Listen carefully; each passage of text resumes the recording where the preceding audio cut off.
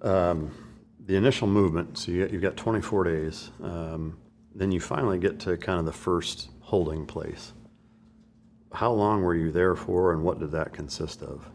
So the holding place was it was made out of wooden boards, and it had like a tin roof on it, and it was set up. It was set up so that they would lock us in this thing, and there was no way out. And we called that place, we named it Monkey Village in the book. You'll notice, and we called it Monkey Village because it was always monkeys going overhead, And this thing, it wasn't a brand new building, It looked like it had been there for a while. The wood was kind of rotten in certain areas, and we started to find things in there. Like there was a post that went right through the middle of it, and you could see markings of like what looked like chains. And then I found a piece of a chess piece in there, and we started to realize that was probably used to hold hostages. We weren't for sure yet, but we were like, this place seems like it had a purpose, And we were only there for 2 weeks, and while we were there, I heard the sound of nonstop chainsaws.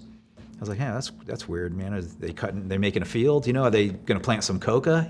Slash and burn and make a coca field? I didn't know what was up with that. And eventually, I found out they made a new holding area for us, and it was fenced in with just basic fence, like wood fencing that they made themselves. But it had 3 boxes inside, and each box was made out of this freshly milled wood. They used a chainsaw, and they took down trees, and just by hand with a chainsaw, they milled these wood boards and built these boxes. And that's where they held us for a few months. And so at night, they would lock us in the boxes, and during the day, they would let us come out. And but they wouldn't let us leave that area, and at that point, it was clear they wanted to keep us alive. And so what they did, for hygiene purposes, is they set up this huge water tank inside this thing. It was like a 300 or 400 gallon water tank, and it was elevated up and had a little hose on it, and they used a gas pump to fill it up every 3 or 4 days or something like that. And that's where we would get water, and we would use that to rinse off. And at that time, when we were locked in those boxes, we started to hear a lot of ear activity, and it became every night. You would hear an airplane overhead running what I thought was a search pattern. It was just doing like a zigzag, and it was covering the area looking for something. And I thought that's what we would do. That's the type of search pattern we would do if we were given, an area, look for a target in this area. We would do a basic search pattern, and it would do it every night. And I used to look at that big water tank, and I used to think, man, there's some openings in these trees here. If they hit that with an infrared sensor at the right angle, it'll be like a big light bulb. Because with infrared, water is going to be way cooler than everything else around it. It will just illuminate. And so I used to wonder, I was like, man, I wonder if they're going to find us. Maybe we're going to get rescued. And so one night we're locked in those boxes, and the aircraft's doing its search pattern overhead, and I hear other airplanes come overhead, and I hear some jets. And within moments of the jets arriving, they started bombing. And that was, I'd never been bombed before, and it felt like they were super close to us. I'm inside the box, and I could hear the bomb impact, and then I could hear the repercussion going through the leaves of the trees, and I was shitting my pants again, and I remember shouting to Tom, saying, "Hey, Tom, tell them we're getting bombed. We have to get out of here. They're bombing us right now." And so Tom is, trying to explain to the guards what's going on. And in the meantime, we could hear their section of the encampment, and they're all packing up and getting ready to go. And they leave. And they leave a small contingent of guards there, And they, I talk about, I was shitting my pants. They were throwing up, man. They were scared. And this bombing went on for a while. Like hours? Probably, at least, I would say an hour and a half or so. My concept of time is way off when when you're like that in the box.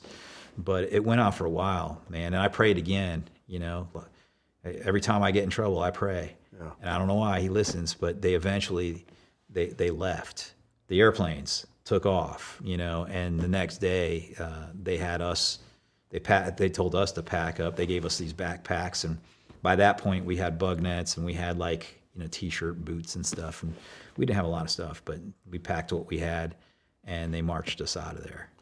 Were you keeping track of the days up until this point? Yeah. So you knew exactly how many days it had been? Yeah. I knew everything. I knew what time it was. I knew how many days were there. Man, the value of time became the most important thing ever. I was aware of every second that went by. Yeah. I was well aware of that. Wow. Tell me more about these boxes. How big are they? So I call them boxes. They were like a cube, and they were set up so that you could stand up in there, and you could lay down in there. So it was, made out of the wood boards, and they set up a little elevated, narrow platform for us to lay on. So we weren't laying on the floor of it. We were laying on the ground, and it had a door that was chained shut, and it had I don't remember, the roofing was tin roof or something, but they used chicken wire to wrap the thing in chicken wire. So there's no way out of it. The top and the bottom of it was all wired in. And, thankfully, it was tough being in there. Thankfully, they would let us out of those boxes at night. And we weren't allowed to speak to each other. So, it was a small area, but my box was here, Keith's was, one section, Tom's was another. We could see each other, but they didn't want us to say anything. And they didn't want anybody to use our names. So they gave us these other, code names or whatever. What were they? They called me Enrique. Tom, I don't remember what Tom's was. It was some, very local name. And I think they called Keith Antonio. And, obviously they didn't want anybody to pick up on the fact that the 3 Americans were there. So they were trying to hide that. That's why they didn't want us to speak. They didn't want anybody to hear English.